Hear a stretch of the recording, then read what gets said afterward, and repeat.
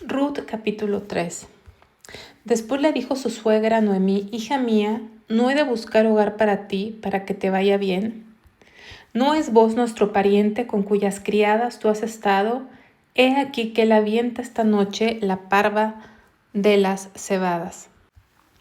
Bueno, y nada más como información para todos aquellos que desconocemos temas de agricultura. La frase él avienta esta noche la parva de las cebadas hace referencia a un proceso agrícola antiguo en donde la parva es un montón de espigas que ya fueron cortadas. Y entonces toda la cosecha se reúne en la era. Y ahí mucho de eso se lanzaba, se aventaba, se lanzaba el grano al aire y el viento separaba. ¿Cómo separaba? El grano, que es pesado, volvía a caer a tierra, y la paja o las cosas que no sirven, pues el viento se las llevaba. Era una forma de purificar esa cosecha. Entonces, cuando dice que vos avienta la parva de las cebadas, está hablando que es terminando la cosecha. Terminando la cosecha, se separa lo valioso, lo que vale, de lo que no sirve. Entonces, ese era un momento decisivo en la época de la cosecha. Era como el clímax de toda la época de la cosecha. Y por eso, en ese momento, en ese tiempo, muchos dormían en la era para proteger la cosecha de los ladrones. Era un momento cumbre importante de todo el trabajo, era el cierre de todo el trabajo de esa temporada. Y eso, pues, vos es un tipo de Cristo, vos significa en el que hay fuerza. Vos es un tipo de Cristo, es una figura de Cristo, así como el clímax de esa cosecha es esa limpieza, esa separación del grano de lo que no sirve. Así Cristo, en su tiempo, Él va a limpiar su era. Todo lo que no sirve se va a ir y va a quedar el grano, lo que Él redime. Entonces eso nos habla o nos recuerda a Cristo. Pero vemos la función de Noemí, es como la función del Espíritu Santo, ¿no? Que dirige, que guía, que aconseja y que nos lleva a Cristo, que nos lleva al descanso, porque dice: no he de buscar hogar para ti, para que te vaya bien. ¿No es vos nuestro pariente con cuyas criadas has estado? Entonces vemos aquí a Noemí haciendo esa función de guía.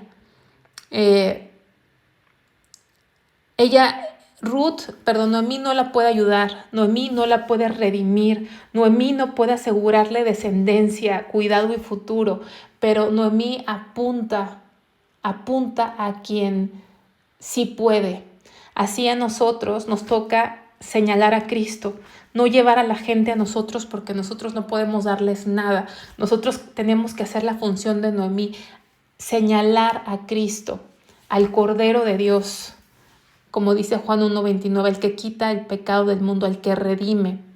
Y así fue esta función lo que hizo Noemí. Le dice: no es nuestro pariente redentor, o sea, Él es el que puede redimirnos, porque tenía que querer redimir y tenía que poder redimir, y Él podía. Y así Jesucristo dice, la palabra de Dios dice que solamente hay un mediador entre Jesucristo y hombre. Hay muchos que quisieran ser mediadores o tratan de ser mediadores, pero no, el único que puede ser mediador es Cristo. 1 Timoteo 2:5 dice: porque hay un solo mediador. Aquí vemos que vos era el que era pariente, era el único que legalmente podía redimir y tenía la capacidad de redimir, porque no todos podían redimir, y lo vamos a ver más adelante. Y le da esa instrucción. Y el tiempo, ¿sí? Todo es al tiempo. Hoy esa noche era el tiempo. Dice: te lavarás pues, te ungirás, y vistiéndote tus vestidos irás a la era, mas no te darás a conocer al varón hasta que él haya acabado de comer y de beber. Entonces ese te lavarás, te ungirás, te vestirás, Sí, habla de una nueva etapa. Cuando venimos a Cristo es una nueva etapa, un nuevo tiempo, un nuevo comienzo. Y cuando Él se acueste, notarás el lugar donde se acuesta e irás y descubrirás sus pies. Y te acostarás allí y Él te dirá lo que hayas de hacer. Y ella respondió, haré todo lo que tú me mandes. Descendió pues a la era e hizo todo lo que su suegra le había mandado. Una obediencia total. Así cuando el Espíritu nos habla y nos ministra a través de su palabra, tenemos que hacer todo lo que Él nos mande. Así ella obedeció al pie de la letra y dice, y cuando vos hubo comido y bebido y su corazón estuvo contento, se retiró a dormir a un lado del montón. Entonces ella vino calladamente y le descubrió los pies y se acostó. Y aconteció que a la medianoche se estremeció aquel hombre y se volvió, y aquí una mujer estaba acostada a sus pies.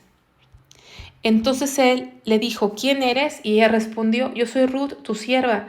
Extiende el borde de tu capa sobre tu sierva, por cuanto eres pariente cercano.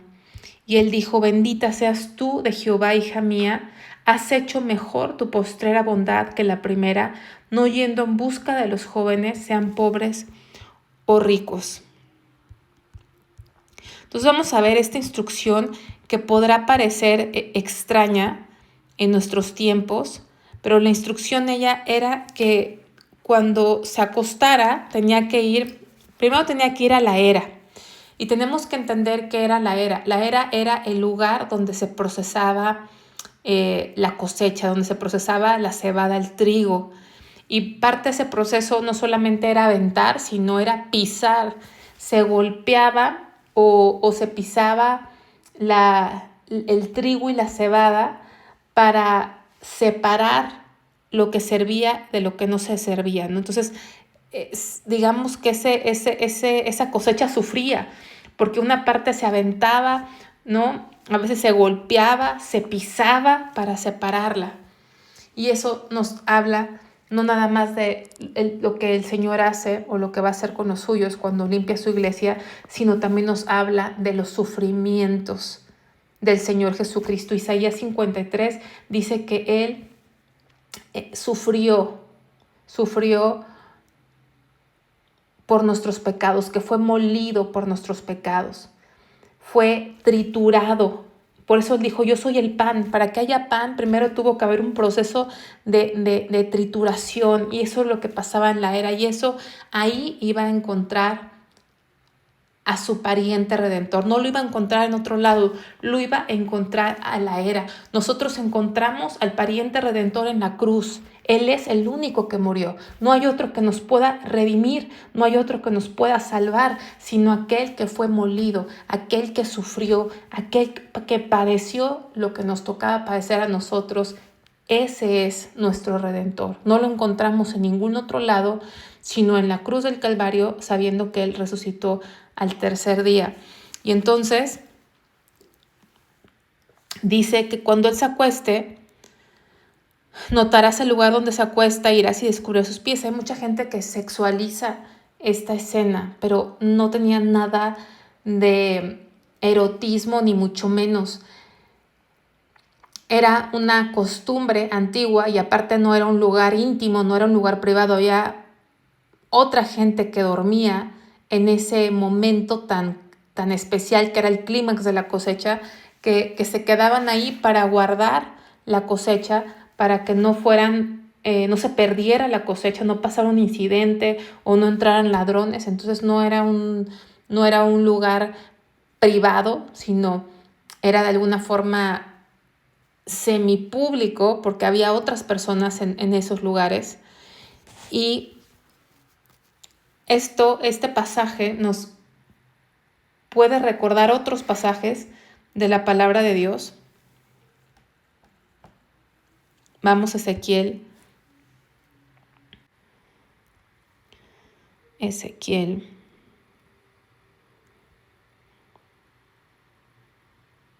16:8, donde hace Dios una alusión a su pueblo Israel, cómo lo encontró. Dice, y pasé yo otra vez junto a ti. Sí, porque aquí hace una alusión cómo estaba el pueblo de Dios. Todo eso lo pueden leer, que estaba en sus sangres, que estaba indefenso, que nadie tenía compasión de ese pueblo. Dice, y pasé yo otra vez junto a ti y te miré, y aquí que tu tiempo era tiempo de amores. Y extendí mi manto sobre ti, y cubrí tu desnudez, y te di juramento, y entré en pacto contigo, dice Jehová el Señor, y fuiste mía. Esta alusión que hace el Señor, esta ilustración, que si lo podemos ver desde el principio, dice desde el 5, vamos a leer, no hubo ojo que se compadeciese de ti para hacerte algo de esto, teniendo de ti misericordia, sino que fuiste arrojada sobre la faz del campo con menosprecio de tu vida desde el día que naciste. Y yo pasé junto a ti y te vi sucia en tus sangres, y cuando estabas en tus sangres te dije, vive. Sí, te dije, cuando estabas en tus sangres, vive. Te hice multiplicar como la hierba del campo, creciste y te hiciste grande y llegaste a ser muy hermosa, tus pechos se habían formado y tu pelo había crecido, pero estabas desnuda y descubierta. Y pasé yo otra vez junto a ti y te miré, y he aquí que era tiempo. O sea, habla de una nación que estaba, dice, desnuda y descubierta. La primera mención de desnudez en la Biblia es Génesis 3, cuando el hombre cae en pecado. El pecado es un símbolo, o la desnudez es un símbolo de pecado, es un símbolo de vergüenza, es un símbolo de no tener que darle a Dios, no tener nada que presentarnos delante de un Dios santo. Entonces, más que pecado, más que una naturaleza caída. Y así era nuestra situación. Aquí se refiere a Israel, pero realmente es aplicable a todos. Estabas desnuda y descubierta, pero dice, pasé y te miré.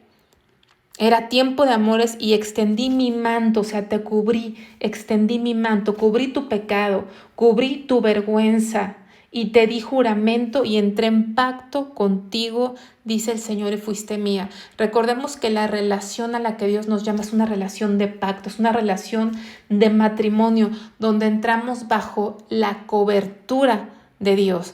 Entramos a una relación de pacto donde Él nos quita la vergüenza, nos viste de su justicia. Ya no estamos desnudos, sino nos presentamos al Señor vestidos de la justicia de Cristo. Él nos da provisión, nos da su gracia, nos da un futuro seguro. Ya Ruth no tenía que preocuparse de su provisión, no tenía que preocuparse de su protección, no tenía que preocuparse de su futuro, de su descendencia, de dejar un nombre, porque vos iba a redimirla, con ella iba a asegurar su futuro. Ella no estaba buscando romance, estaba buscando redención y se humilló. Ella tenía el derecho legal porque así lo había establecido la ley. Si vamos a Deuteronomio 25,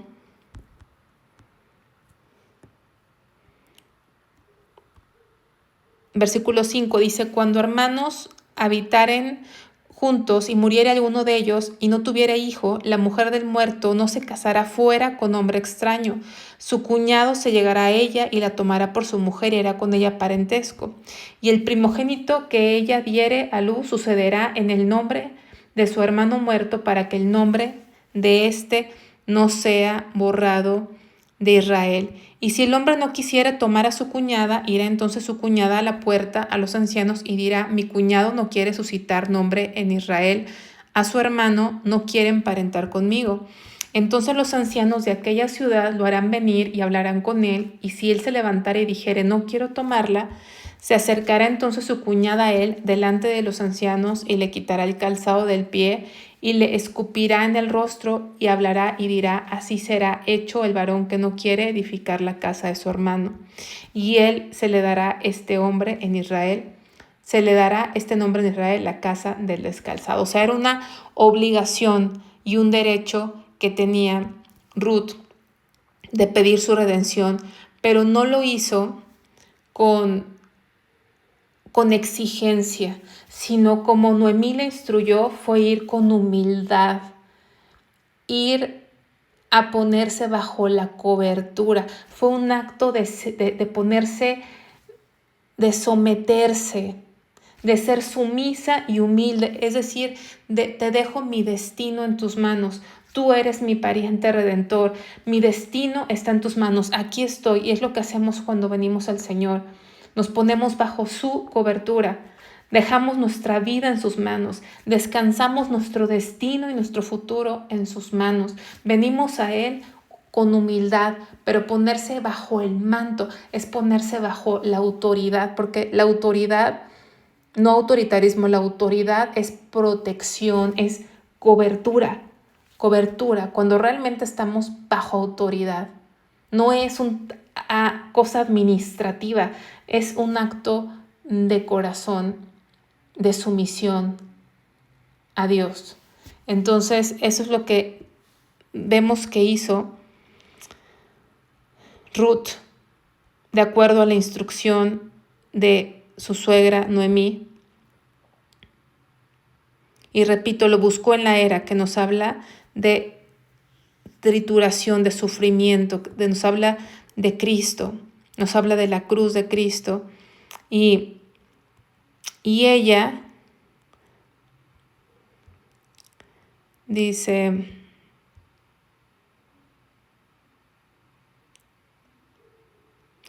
dijo, ella vino, dice, y aconteció que la medianoche se estremeció, que el hombre se volvió y aquí una mujer estaba acostada a sus pies.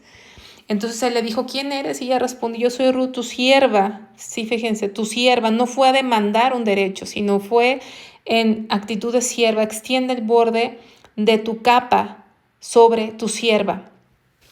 Y es interesante que esta palabra, el borde de tu capa, que estamos leyendo aquí, la palabra hebrea es la misma del capítulo anterior, Ruth 12, esa capa,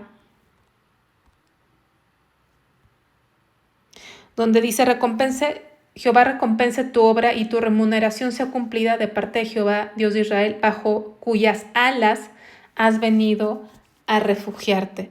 La palabra es Canaf.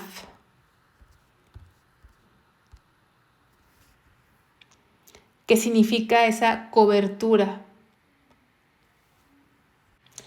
Canaf significa borde del manto, y esa ala o alas es en el plural. Alas también es la misma palabra. Canaf, alas es lo mismo que la palabra manto. Habla de autoridad, de pacto, de cobertura.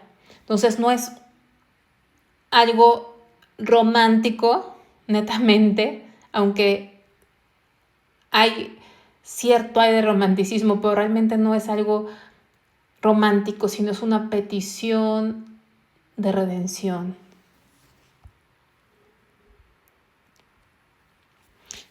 Y si regresamos a Ruth 3, donde estamos,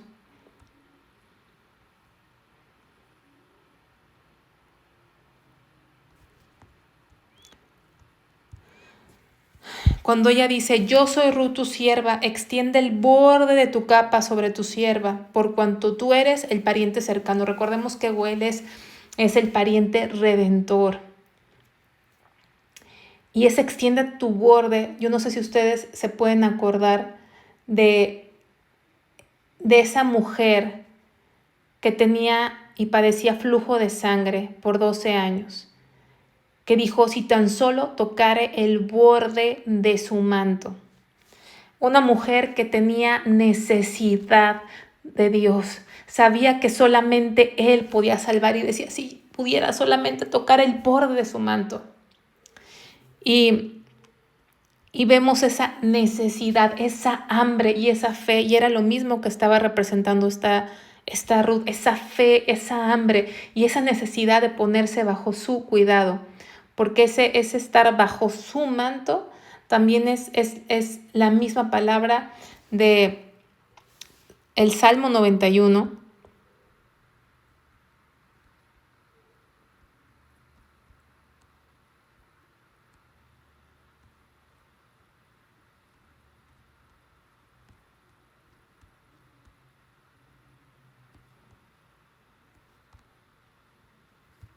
Con sus plumas te cubrirá y debajo de sus alas estarás seguro.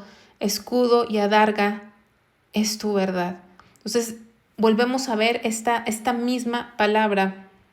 Ese debajo de sus alas tiene la palabra canaf. Debajo de sus alas estarás seguro. La misma palabra que se usa en Ruth, de su cobertura, de su manto, de estar ahí. Y era lo que estamos viendo. Y recordamos también a otra mujer, pero vamos a rezar ahí a Ruth 3.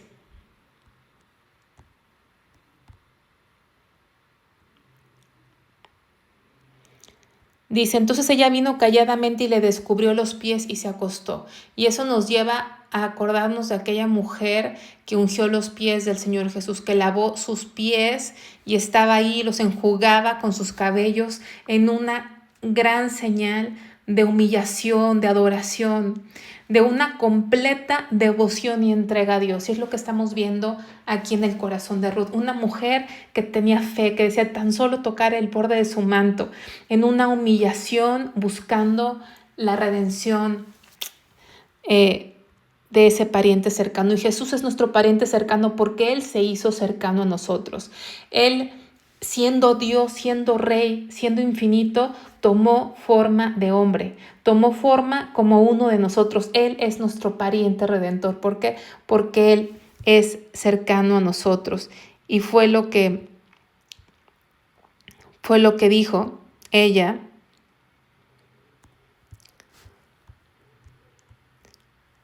Dice, por cuanto tú eres pariente cercano. Nuestro pariente cercano, el que nos puede redimir, es Cristo, porque Él tiene el poder, porque Él murió por nosotros y porque Él se hizo cercano. No es un Dios abstracto, no es un Dios lejos que no conozcamos, sino es un Dios que se hizo como uno de nosotros. Dice, y Él dijo, bendita seas tú de Jehová, hija mía, has hecho mejor tu postrera bondad que la primera, no yendo en busca de los jóvenes, sean pobres o ricos. Entonces dice, has hecho mejor tu postrera bondad, o sea, tu última bondad que la primera. La primera fue dejar todo atrás, dejar su vida, dejar su esperanza, dejar su comodidad, su conveniencia, dejar todo, su identidad atrás. Esa fue su primer bondad, pero fue mayor la última. Y la mayor bondad, la que fue mayor, fue ir a ese pariente redentor, a buscar redención, a tener una relación de pacto. Es ponerse bajo su cobertura, es buscar relación de pacto. Entonces nosotros no solamente se trata de dejar atrás lo que éramos, sino de ir a Cristo. Acordémonos que en Éxodo nos enseña que Él nos sacó de Egipto, Él sacó a su pueblo de Egipto para llevarlos a Él.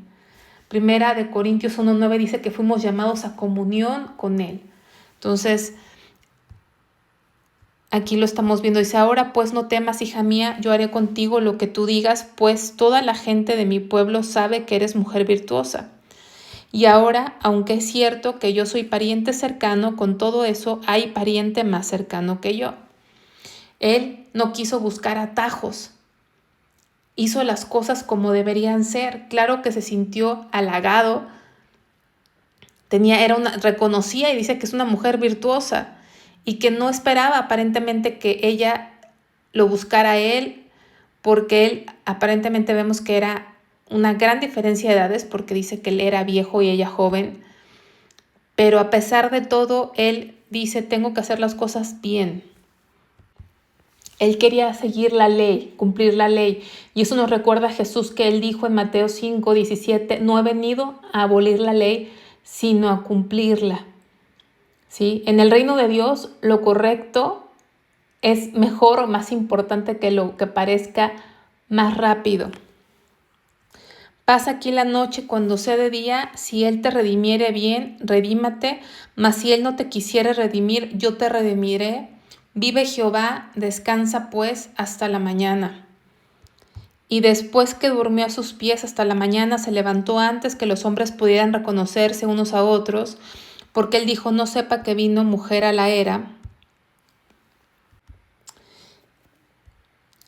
Y vemos aquí muy probablemente lo que quería hacer vos era proteger la reputación de Ruth, o que no se fuera a hacer un chisme, porque no había nada inapropiado, ni había absolutamente nada que esconderse. Pero la santidad no solamente es hacer lo correcto, sino evitar cualquier apariencia de mal. Como dice 1 Tesalonicenses 5:22, absteneos de toda especie de mal. Y también protege vos el proceso legal, ¿no? Que no se adelante nadie a los pasos que deben de hacer, ni que se corra ningún rumor que pueda afectar ese proceso que él iba a hacer para ver si el pariente que era más cercano, que era el primero con el que se tenía que ver que la redimiera, lo hiciese, y si él no lo hacía, entonces él lo iba a hacer. Y dice, después dijo, quítate el manto que traes sobre ti y tenlo. Teniéndolo ella, él midió 6 medidas de cebada y se las puso por encima, y ella se fue de la ciudad. Y cuando llegó a donde estaba su suegra, ésta le dijo, ¿qué hay, hija mía? Y le contó ella todo lo que con aquel varón le había acontecido. Y dijo, estas 6 medidas de cebada me dio, diciéndome, a fin de que no vayas a tu suegra con las manos vacías. Entonces Noemí dijo, espérate, hija mía, hasta que sepas cómo se resuelve el asunto, porque aquel hombre no descansará hasta que concluya el asunto hoy. Nos habla de Cristo, no descansará.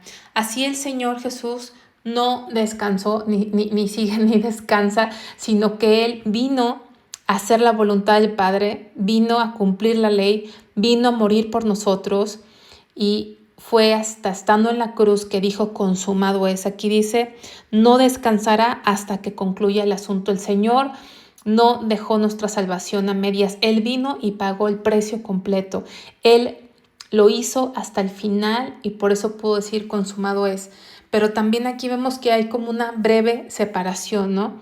Donde Él se tiene que ir, la deja como en una pausa. Voy a tener que ir a hacer este asunto para venirte a redimir. Voy a investigar cómo está este asunto y regreso.